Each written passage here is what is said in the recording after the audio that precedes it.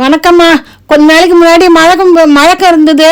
அப்பல இருந்து இந்த யோகா செய்ய ஆரம்பிச்சோம்மா. படுக்கிறதுக்கு முன்னாடி 10 நிமிஷத்துக்கு முன்னாடி யோகா பண்ணிட்டு தான் படுப்பேன். இந்த யோகா எப்படி பண்ணுவேன்னா, பூஜை ரூம்ல ஒரு விளக்கு ஏத்துருவேன், கதவு மூடிட்டு லைட் எல்லாம் ஆஃப் பண்ணிட்டு ஒரு டவல் போட்டுன்னு உட்காந்துப்பேன். இந்த யோகா பண்ணும்போது நம்ம கண் பார்வை இந்த தீபத்து மேலேயே இருக்கணும். நம்மளோட மனசும் மூளையும் ஒரு நிலைப்படுத்திக்கணும்.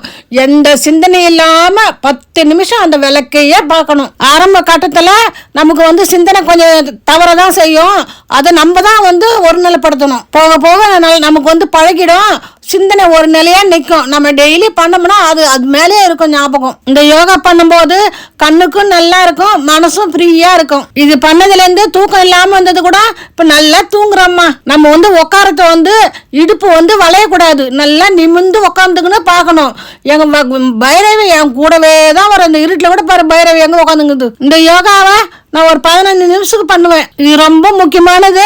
நம்ம படுக்கிறதுக்கு போகும்போது தான் பண்ணணும். இந்த யோகால ரொம்ப முக்கியமானது. இந்த யோகா முடிச்ச உடனே டிவியோ போனோ எதுவுமே பார்க்க கூடாது. அப்படியே போய் படுத்து தூங்கிடணும். நிம்மதியான ஒரு தூக்கம் வருமா.